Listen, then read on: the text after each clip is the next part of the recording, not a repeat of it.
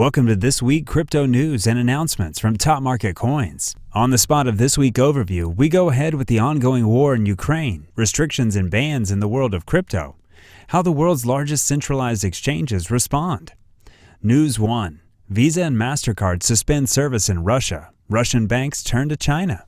Sberbank PJSC said it's looking at the possibility of issuing cards using Russian payment system Mir and China's UnionPay after Visa Inc. and Mastercard Inc. suspended operations following the invasion of Ukraine. The move could allow Russians to make some payments overseas, with UnionPay operating in 180 countries and regions. Visa and Mastercard said that any transactions initiated with their cards issued in Russia will no longer work outside the country from March 10th. Cards issued by domestic banks will continue to work in Russia using its payment system. Russia's biggest lender, Sberbank, said it would announce timescales later. Visa and Mastercard have joined the list of international companies suspending activities in Russia in response to President Vladimir Putin's invasion of Ukraine. The move further isolates Russia's economy. Cards issued outside of Russia won't work at ATMs or merchants inside the country, the firm said. List of companies applying sanctions to Russia. On Sunday, American Express also said it's suspending operations in Russia as well as Belarus. The moves are in addition to the previous steps that we have taken, which include halting our relationships with banks in Russia impacted by the U.S. and international government sanctions, American Express said. Russia's largest non-state leader, Alfa Bank JSC, is already working on offering cards with UnionPay. State-owned UnionPay is the provider of most card payments in China. UnionPay did not immediately respond to emails and phone calls outside of normal office hours. The Bank of Russia is also temporarily reducing the amount of information commercial banks are required to publish in an effort to limit the risk from international sanctions.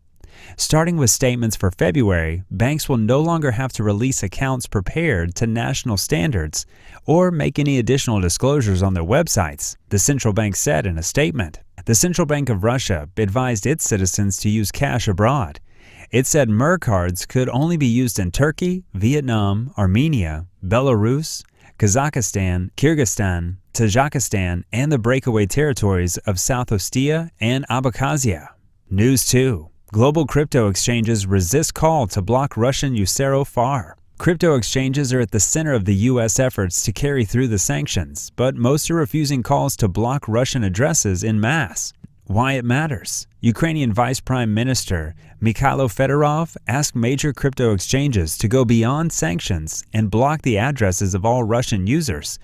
But Binance, Coinbase, and Kraken say it goes against their core beliefs, driving the news.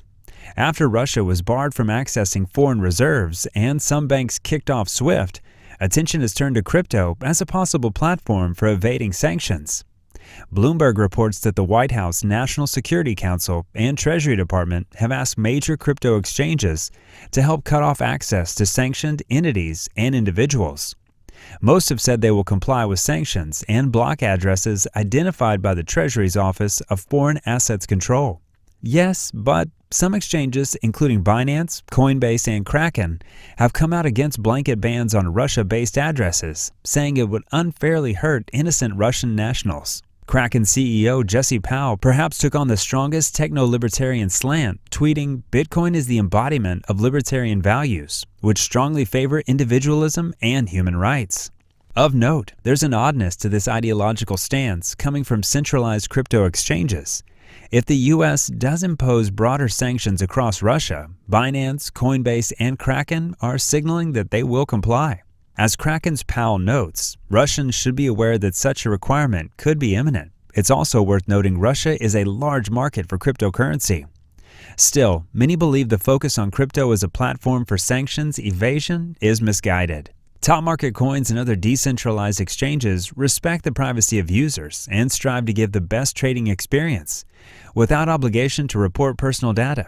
The standoff illustrates the ideological gulf between the traditional finance sector and the world of cryptocurrencies, whose roots lie in libertarian ideals and distrust of governments. Meanwhile, the transaction volume necessary would make spotting the activity quite easy, says Andrew Jacobson, an attorney of Seward Cassell's Economic Sanctions and Cross-Border Regulatory Team. I think it would be very obvious from on-chain activity, Jacobson tells Axios.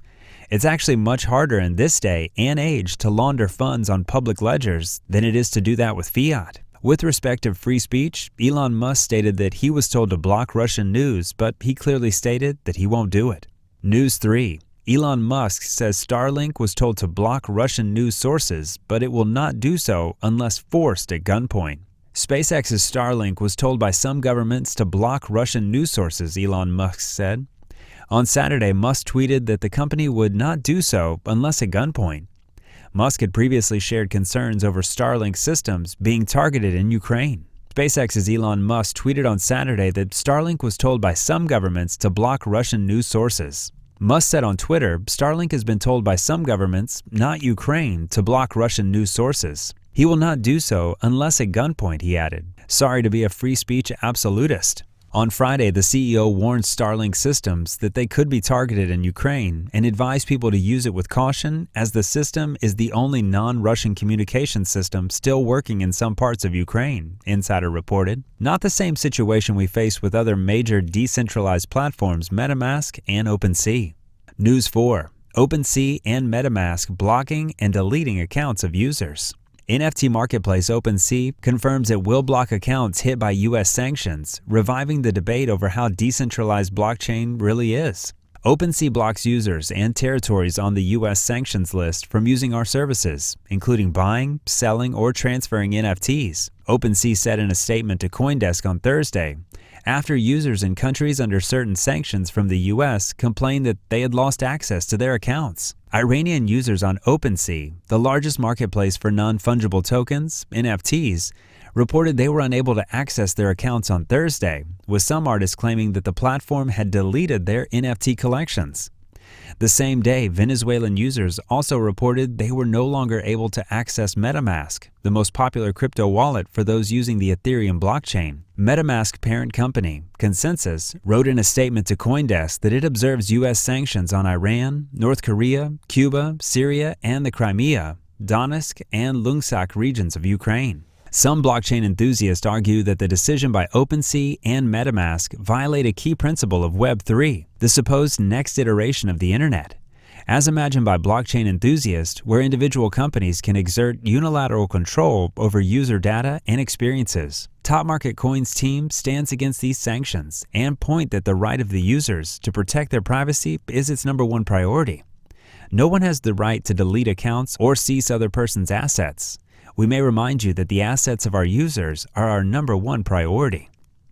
News 5. Gold-pegged token ACOT has reached all-time highs with the rise of inflation rates and more investors searching traditional ways to protect their assets in February and March 2022. With the unstable situation and world peace lost, topmarketcoins confirms huge moments in the volume of ACOT tokens and investments in it. In the past month, February, the token has reached all-time of 50 billion USDT. Gold was launched at $1,984 and is now up to $2,000. Gold price boom led to Russia's invasion of Ukraine as investors turned to safer investment shelters amid increased volatility. The price of the precious metal is forming at $1,984 an ounce, marking a rise of $32 on a daily basis. Gold market analysts now believe that the precious metal will soon reach $2,000 an ounce. An important parameter is the depth of the sanctions that will be imposed by the West in Moscow and to what extent Europe's energy supply will be affected, which would drive even higher prices of oil and gas by fueling inflationary pressures.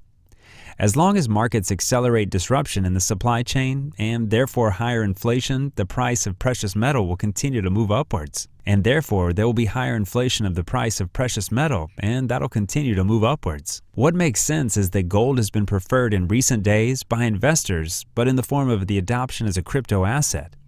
There's no surprise that we see the gold-pegged ACOT token has made volume by 50 billion USDT only in February, and the investors interested has been increased in March. Traditional investors are choosing innovative ways to protect their wealth. Track the price of ACOT live at topmarketcoins 24/7. News 6. Rise in adoption of cryptocurrencies. We see this week too with Swiss city Lugano adopting payments in USDT. Swiss city of Lugano to pay taxes in crypto via Tether partnership. The city of Lugano, the economic capital of Italian-speaking southern Switzerland, is adopting cryptocurrency for tax payments as part of a new collaboration with the provider of the Tether stablecoin.